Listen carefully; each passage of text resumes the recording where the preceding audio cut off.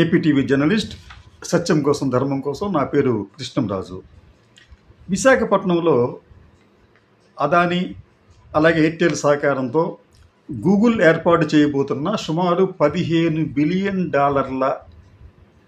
Data centre మీద ఇప్పుడు అనేక అనుమానాలు వ్యక్తమవుతున్నాయి.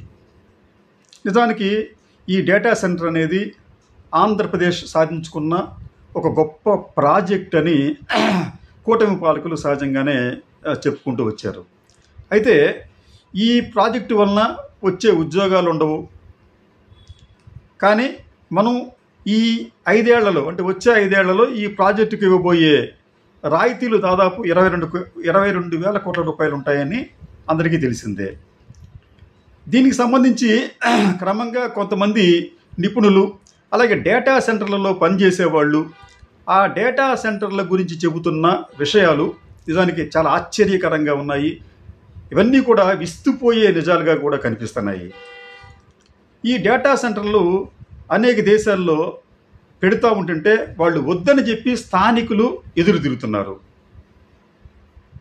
కానీ భారతదేశం మాత్రం వాటిని ఆహ్వానిస్తోంది. అయితే చిన్న చిన్న డేటా సెంటర్లతో పెద్దగా ప్రమాదకరం కాకపోవచ్చు, కానీ ఈ గూగుల్ ఏర్పాటు చేస్తున్న ఈ పెద్ద ఈ డేటా సెంటర్ వలన నష్టాలు ఎక్కువగా ఉంటాయి అని తాజాగా కౌంటర్ కరెంట్ ORG అనే ఒక వెబ్సైట్ ఒక ప్రత్యేక కథనాన్ని ప్రచురించింది. ఈ కథనం చదివిన వారు ఎవరైనా కానీ ఇందులో చెప్పిన విషయాలని ఖచ్చితంగా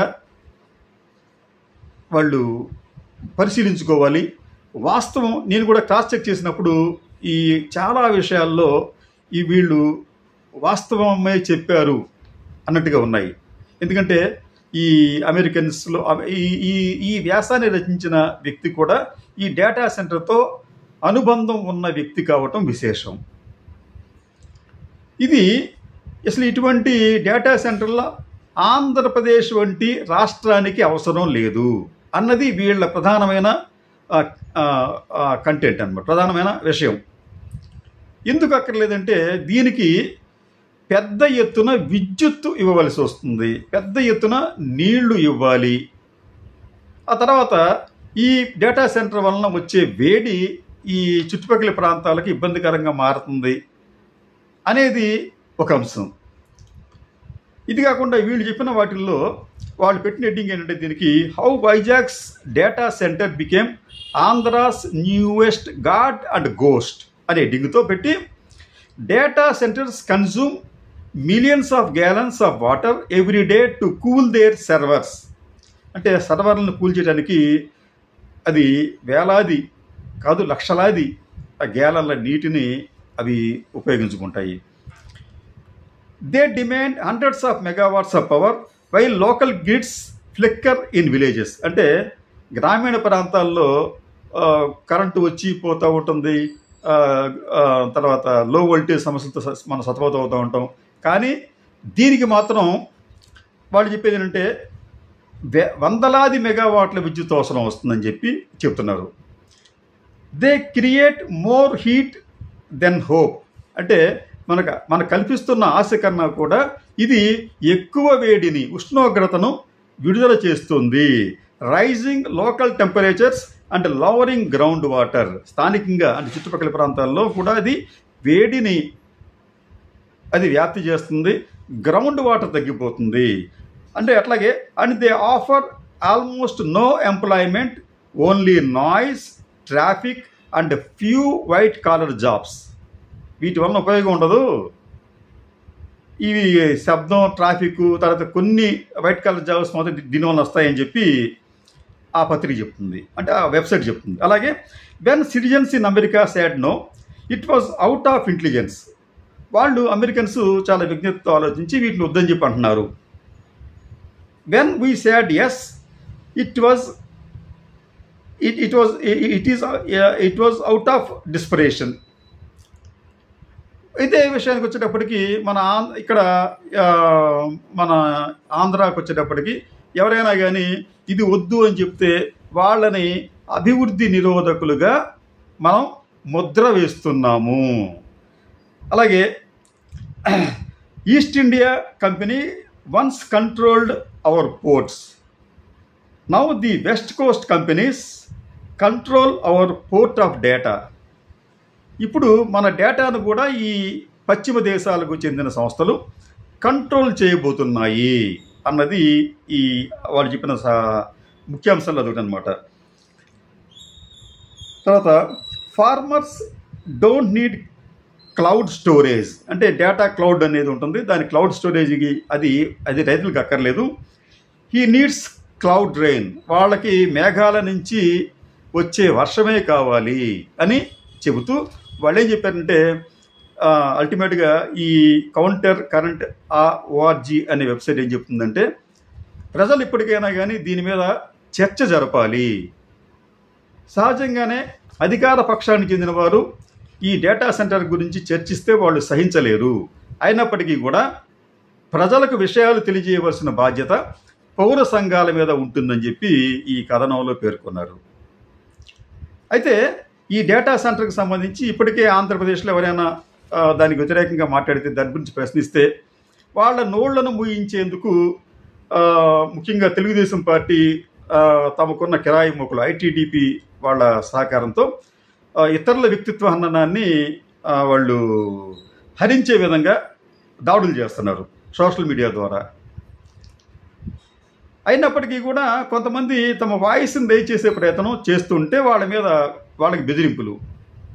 నిన్నగాక మొన్న ఒక ఆయన మార్టేర్ నుంచి ఒక ఆయనకి ఇటువంటి చేదు అనుభవం ఎదురైతే ఆయన ఏం చేయాలో అర్థం కాక తన మిత్రులకు ఫోన్ చేసి సలహాలు అడుగుతున్నాడు ఆయన. అంటే ఆంధ్రప్రదేశ్కి వచ్చేటప్పటికి పాలక పక్షం ఏది చెబితే దానికి ఎస్ అనకపోతే ఆ మెర్సనరీస్, ఆ కిరాయి సైన్యం లేదా కిరాయి మూకలు మీ వ్యక్తిత్వాన్ని హననం చేస్తాయి, మీ కుటుంబాలను బెదిరిస్తాయి అనే ఒక వాతావరణం ఆంధ్రప్రదేశ్లో బాగా కనిపిస్తుంది. ఇక్కడ చిన్న ఉదాహరణ, అసలు ఈ డేటా సెంటర్ మనం పక్కన పెడితే అసలు మనం ఈ గూగుల్ సంస్థకి 5 ఏళ్లలో మనం 22,000 కోట్ల రూపాయలు రాయితీలు ఇవ్వాలని చెప్పి అనుకున్నాం రకరకాల రూపాల్లో. అయితే ఎందుకు మనం గూగుల్కి అంత పెద్ద ఎత్తున రాయితీలు ఇవ్వాలి, ఎందుకు ఇవ్వకూడదు అంటే నిజానికి ఆంధ్రప్రదేశ్ ఈ రోజున భారతదేశం ఈ రోజున 4th లార్జెస్ట్ ఎకానమీ, ప్రపంచంలో 4వ అతిపెద్ద ఆర్థిక వ్యవస్థ. భారత ఆర్థిక వ్యవస్థ విలువ $4.19 ట్రిలియన్, 4.19 ట్రిలియన్, 4వ పెద్ద ఆర్థిక వ్యవస్థ. అయితే ఇక్కడ మనకు వచ్చేప్పటికి ఆల్ఫాబెట్ గూగుల్ మార్కెట్ వాల్యూ ఎంతంటే దాదాపు $2.15 ట్రిలియన్. అంటే మన భారత ఆర్థిక వ్యవస్థకు సంబంధించి ఎంత విలువ ఉందో దాంట్లో సగం విలువను కలిగిన ఒక ప్రైవేట్ కంపెనీ గూగుల్ అనేది. దానికి మనం రాయితీలు ఇవ్వడం ఏంటి? అటువంటి కంపెనీకి మీరు 22,000 కోట్ల రూపాయలు మేము మీకు ఇస్తాం, మీరు పెట్టండి అని చెప్పడం అనేది అది భావ్యంగా అనిపించడం లేదు. అంతేకాకుండా ఈ ఆల్ఫాబెట్ గూగుల్ అనే సంస్థ ప్రతి సంవత్సరం వందలాది కోట్ల రూపాయలు స్వచ్ఛంద సేవా సంస్థలకు అలాగే ఇతర సహాయ కార్యక్రమాలకు వెచ్చిస్తూ ఉంటుంది. అసలు ఆ సంస్థే కుడి చేత్తో ఎడమ చేత్తో దానాలు చేస్తూ ఉంటుంటే ఈ ప్రభుత్వం వారికి రాయితీలు ఇవ్వటం అనేది నిజానికి ఎందుకు ఇస్తుందో అర్థం కావటం లేదు. అంటే ఏదో ఒక కంపెనీని తీసుకొచ్చామని చెప్పి చెప్పుకోవడానిక? ఆ చెప్పుకోవటానికి వీళ్ళు చెల్లించే మూల్యం 22,000 కోట్ల రూపాయల. ఓకే, ఆ డేటా సెంటర్ రావటం వలన వెంటనే మనకు వచ్చే లాభం ఏమైనా ఉందా అంటే అది కూడా పెద్దగా లేదే, కనిపించడం లేదు. కాబట్టి ఈ సెంటర్కి సంబంధించి ఆంధ్రప్రదేశ్లో కూడా ఒక చర్చ ప్రారంభమైంది. అసలు ఇది అవసరమా కాదా అన్న మీమాంస కూడా ఆంధ్రప్రదేశ్లో జరుగుతోంది. ఈ చర్చకు సంబంధించి ఎవరైనా అనుమానాలు వ్యక్తం చేస్తే వాళ్ళ వ్యక్తిత్వాలను హననం చేయకుండా వాటిని నివృత్తి చేసే బాధ్యత ప్రభుత్వానికి, అలాగే వాళ్ళ దగ్గర ఉన్న ఈ కిరాయి మూకలు ఐటీడీపీ కావచ్చు, ఇతరులు కావచ్చు, వాళ్ళకి కూడా ఉంటుంది.